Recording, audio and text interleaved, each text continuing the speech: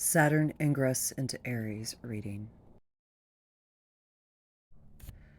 The staff, the flag, the netter of Neru, has no number and does not belong to any dynastic family. It is the absolute. The name goes back to remote antiquity. The hieroglyph was to be represented an axe.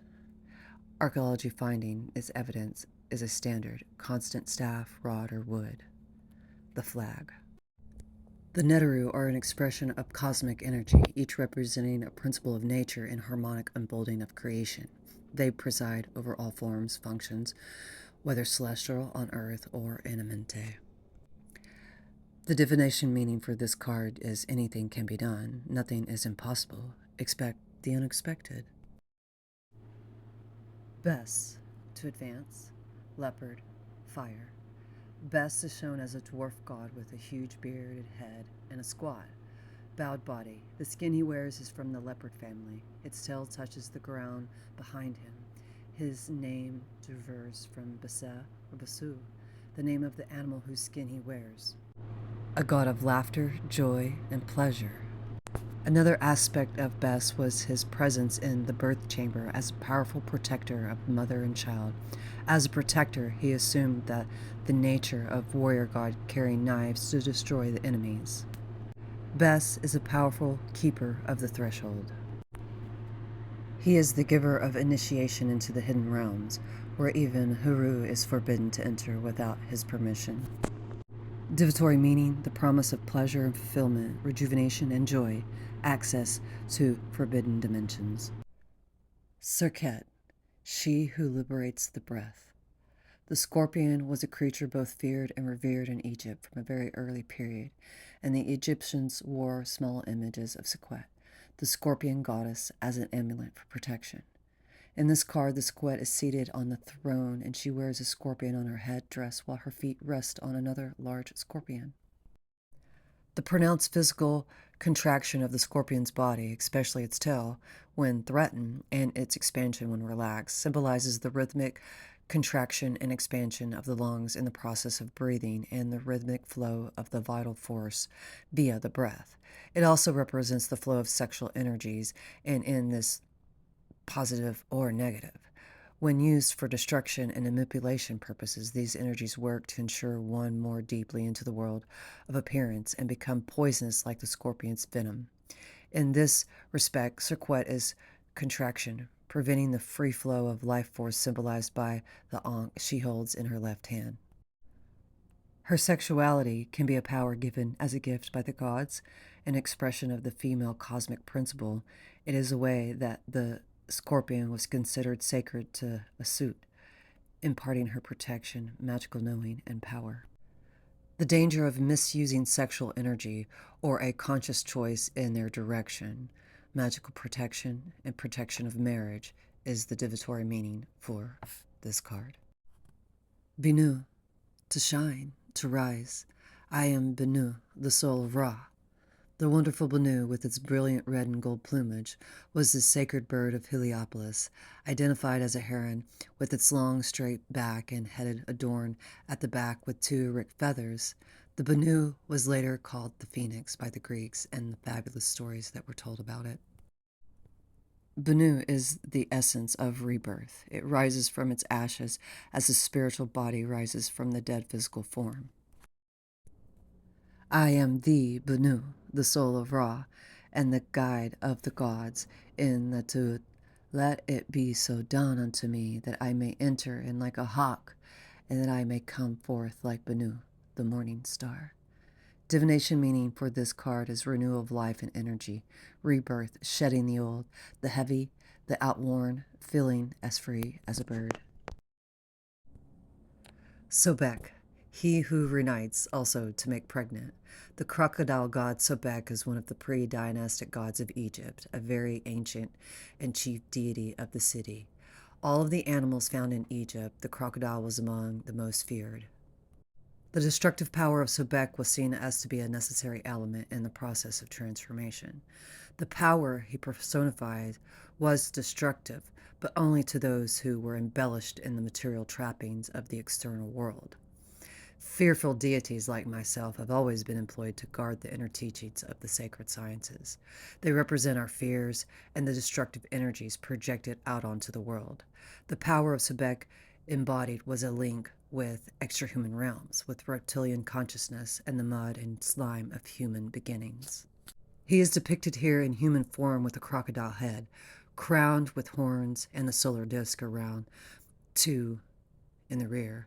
Above the solar disk are two green feathers, which are Sobek's special signature. He holds the Ankh of life in his right hand and the scepter of prosperity in his left. In Greco-Roman times, Sobek was equated with the planet Mercury. The divinatory meaning is destructive energies, if not unchecked, could bring about the downfall, an ally of material power.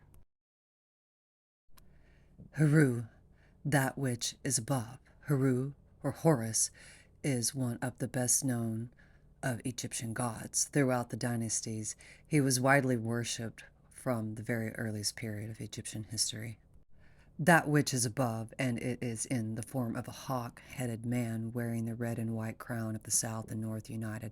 That is, Neter is usually depicted. He holds the Ankh of life, a bow, an arrow in his right hand, and a club in his left. Above the double crown is the eye of Heru. Heru obtains the power of his father not by killing Seth, but rather by keeping Seth under control, by keeping a balance between these two principles. As the solar principle, he is intimately involved with the creation and rulership of the world, radiating energy and illuminating the earth. But by its very nature, the sun casts a shadow, the same shadow Heru's twin against which he must continually struggle. The way of Heru is the royal way of the sun, the direct path of magical transformation. The divinatory meaning is the winner, the triumph over adversity. She is also linked to the judgment of the dead in primitive times took place in the halls, and it is said that in those most ancient times it was the body and not the soul that was judged by the Naru. As the god gave birth to all living things, so she presided over the judgment of the person's deeds after death, and she could renew the body and restore life through her magical powers. These 7 wise ones were born from Marut, and coming from the primordial water, they took form the 7 hawks and flew upwards onto the sky. Divinatory meaning, unlimited possibility, a time for seeding plans. All possibilities are potential, but yet not realized. Ashtoreth, mistress of horses. Another lion-headed and fiery goddess is Ashtoreth, introduced into Egypt from Syria during the 18th dynasty. She's shown in standing in her war chariot and banishing a whip. She holds control over 4 horses, which symbolizes the 4 elements. As the divine horsewoman, she expresses and directs the living creative fire as she wills, trampled over her enemies and the enemies of Ra who stand in her path. As the number 7, she is a netter of movement and connections, bringing the cosmic fire into the realm of matter. Divinatory meaning, the conqueror of one's own enemies, sensual pleasure exalted to become spiritual joy, and travel for one's advantage. Saturn ingressing into Aries, the 25th. Saturn is in the fall in Aries because Aries is the opposite sign of Libra in which Saturn is exalted. Aries represents the initiated impulse of action, while Saturn represents the law of cause and effect that bring back the consequences of an action. With Saturn ingressing into Aries in its fall, there will not be enough time, sufficient time, for these consequences to take action. Thus, it is difficult for people to see themselves as others see them. They are initiating a new cycle of experience, and so they have had not time to learn the consequences of their actions.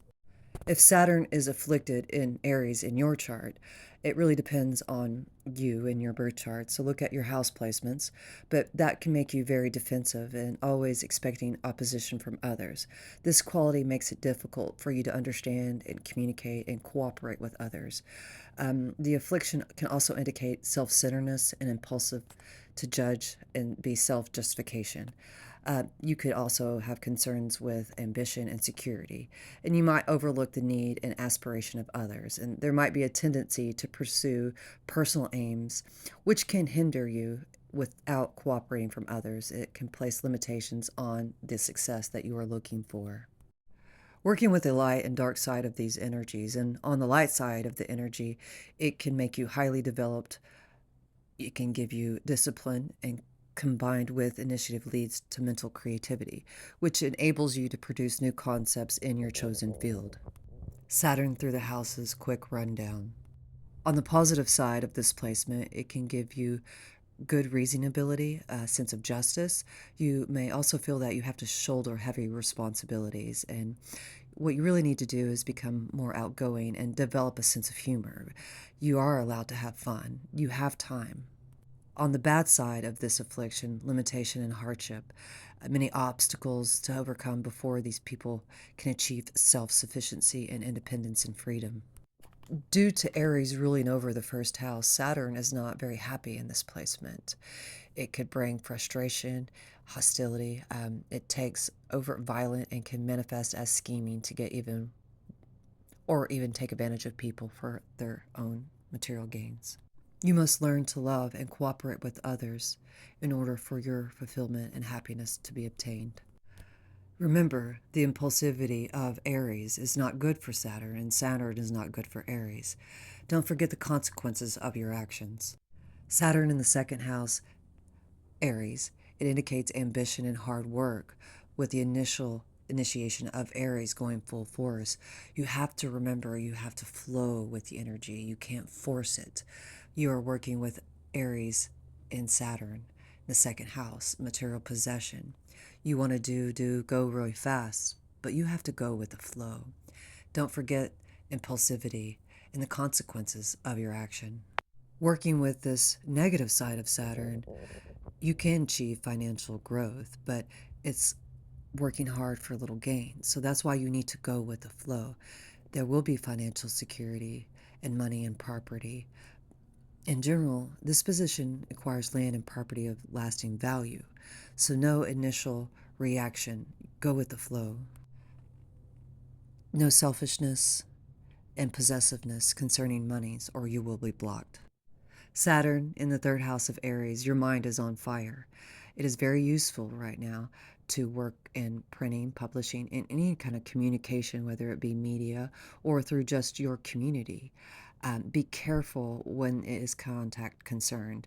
You can exercise caution when signing papers or making arrangements or agreements. Travel, unexpected business propositions. If it is afflicted on the downside, it could have difficulties in with your community, your neighbors, your brothers and sisters. So think ahead, and don't forget Saturn is the law of karma. Saturn in the fourth house of Aries. Saturn is at its detriment in this placement of Aries. What are you wanting to initiate in your home? And what heavy responsibilities that put a fire under you, but you haven't thought about the consequences yet? Whether it be your children, your parents, anyone you consider family. There may come emotional isolation from that family or friends. People, you may struggle with domestic security, and you might struggle for providing for your family. Limitations can come in this placement. Don't start something unless you know for sure that's where it will help with your family, your heart. This can also help with property, inheritance, and managing of a home. Be secure in who you are and how you feel. Don't become cold with your family. Saturn in the fifth house of Aries. Saturn in the fifth house of Aries indicates heavy responsibility concerning children or difficulties in giving birth. Saturn is well aspected here, so it can be organized in structure in art and music, business, or career. May deal with speculation, schools, or places of entertainment. This position, if it's afflicted, can cause financial loss through speculative investments. If starting a new romantic relationship while this transit is going on in your fifth house, you might find it difficult to express emotions, and your self-expression is where you need to be creative in the way you are thinking, and you need to be conscious in how you approach versus the consequences of the approach from that emotion. You can be cold to children. Emotional coldness and inability to love is afflicted in this placement. Remember, this is Aries in the fifth house. You may want to start something, but don't forget, Chronos, you have consequences. Saturn in Aries, the sixth house. Sixth house indicates ability for hard work and efficiency in one's job. The sixth house indicates the body. Heavy responsibilities are usually going on in this house. Remember, Saturn in Aries, you want to start something really fast, but don't forget the consequences of that body, of that house, of the job that you want. Saturn being afflicted here can have chronic health problems, low vitality, results of worry and overwork. Don't overwork yourself. Work seems great, especially with Aries in this placement. You might want to start real fast, but your body might not be ready for that. Saturn in the seventh house of Aries is exalted because Libra rules over this house, and Saturn is exalted in Libra. So you might have a sense of responsibility and justice in all important relationships and public dealings. You may want to start new relationships with people as fast as Aries does that. Saturn will come in and show you the consequences of that relationship. It's not always saying that it's going to be good or bad, but it is about relationships and giving over yourself. Don't forget, Chronos is the father of time. So take your time with people and the relationships that you are trying to build. Saturn in the eighth house of Aries, we are touching on subjects of involvement with partners' finances, money, insurances, taxes, inheritance, and sex. With Saturn being here, giving the consequences, aftermath, you need to have responsibility in these areas. You might have an afflicted area of this chart, which can bring litigation or trouble over money, inheritance, and goods that belong to others, or even in trouble with sexual partnerships. You might have a desire to touch down on something really deep. But remember, Kronos is here, and every action has a reaction.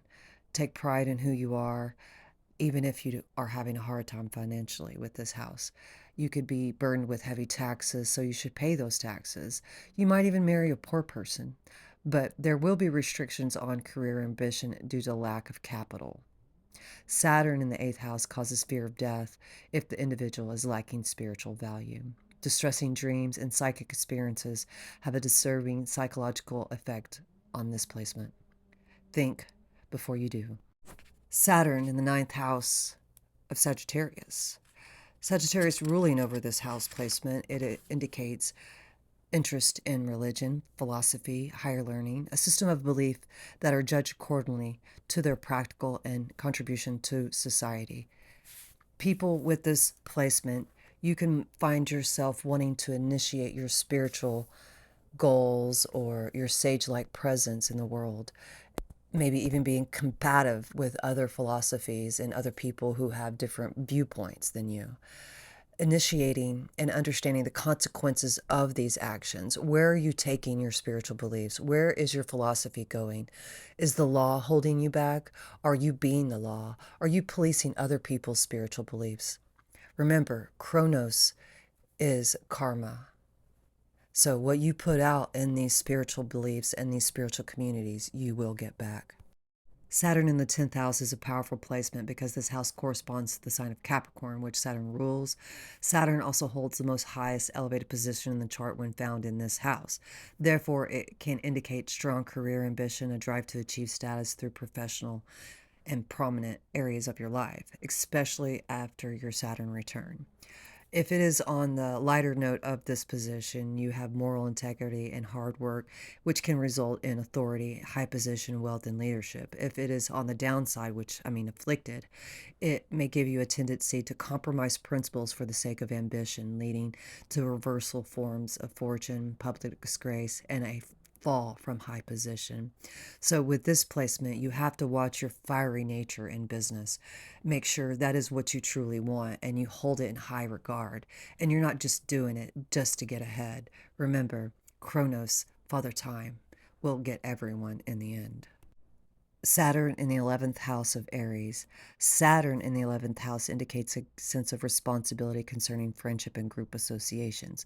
So, when dealing with this placement of Aries and Saturn being here, you have to think about the initiatory process of your friendships. Are you too fiery with your friends? Does it give you a sense of initiating things, but maybe being a little overbearing with your friends? Saturn is hard work. So you need to have hard work in your relationship with your friends, and also the opportunity for knowledge and intellectual growth. When it is well aspected, it can give you a sense of justice, which it is manifested as recognition of the need to help others advance their interests equally with your own. So don't forget, Saturn is father time, and it is in the 11th house with friends. Don't go too fast with them. Don't be overbearing with them. Aries is such a fiery sign, but don't forget Saturn, father time. Saturn in the 12th house of Aries indicates that much time will be spent in suspicious and working behind the scenes in such large institutes like hospitals, universities, governments, corporations. It could be carried out in psychological or charitable institutes. This position with this Aries here and Saturn here, it is hard to obtain recognition unless Saturn makes favorable aspects to your 10th house. So Saturn afflicted in the 12th house means loneliness and depression. If it's on the downside, there can be mental illness and confinement in hospitals, prisons, or other places of detention. This position need to get away from their own psychological problems by serving others and energizing themselves in particular constructive work. Saturn in this placement of the 12th house in Aries, you could want to initiate something in your subconscious realm. But don't forget, Saturn will always come to play. So, what I've gathered with the reading and the Saturn ingressing into Aries the 25th of this month, what I'm gathering is a lot of us are using our sexual energy to get what we want. A lot of us need to look at the seeds that we are planting in every aspect, in every house of the wheel. We need to look at what we want, how we are going to initiate it, before we initiate it. Even though Aries is so fast and quick to go, we don't forget Father Time always has consequences. There will always be a cause and effect to everything you do, to every movement you put forth, to every thought you have, to every word you speak. There is cause and effect. So, with this transit moving into whatever house, into Aries, we have to think about how we say things, how we do things, and not just go full force. We might scare people.